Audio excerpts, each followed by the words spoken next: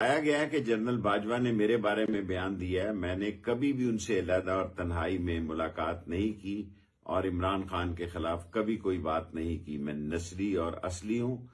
میرے فوج میں جنرل مشرف کے ساتھ، جنرل احسان کے ساتھ اور جنرل اختر ابراہیم کے ساتھ تعلقات تھے،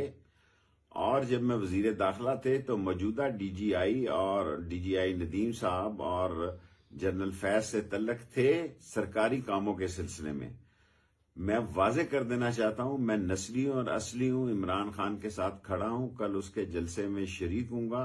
اور یہ سامراجی جو پاکستان کے اثاثوں پر دباؤ ڈالنا چاہتے ہیں، ساری قوم اپنی اداروں کے ساتھ مل کر اس کا دفاع کرے گی، پاکستان ترقی کرے گا۔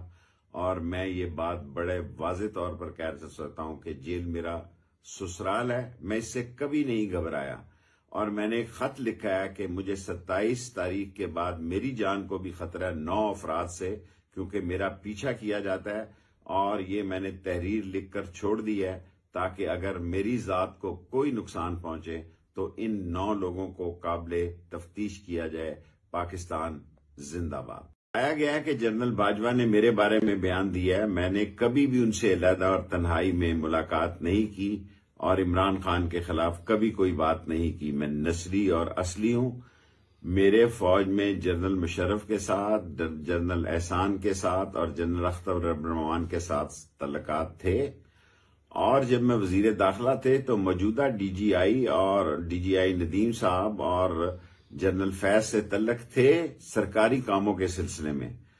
میں واضح کر دینا چاہتا ہوں، میں نسلی اور اصلی ہوں، عمران خان کے ساتھ کھڑا ہوں، کل اس کے جلسے میں شریک ہوں گا، اور یہ سامراجی جو پاکستان کے اثاثوں پر دباؤ ڈالنا چاہتے ہیں، ساری قوم اپنی اداروں کے ساتھ مل کر اس کا دفاع کرے گی، پاکستان ترقی کرے گا۔ اور میں یہ بات بڑے واضح طور پر کہہ سکتا ہوں کہ جیل میرا سسرال ہے، میں اس سے کبھی نہیں گھبرایا، اور میں نے ایک خط لکھا ہے کہ مجھے 27 تاریخ کے بعد میری جان کو بھی خطرہ ہے 9 افراد سے، کیونکہ میرا پیچھا کیا جاتا ہے، اور یہ میں نے تحریر لکھ کر چھوڑ دی ہے تاکہ اگر میری ذات کو کوئی نقصان پہنچے تو ان 9 لوگوں کو قابل تفتیش کیا جائے۔ پاکستان زندہ باد۔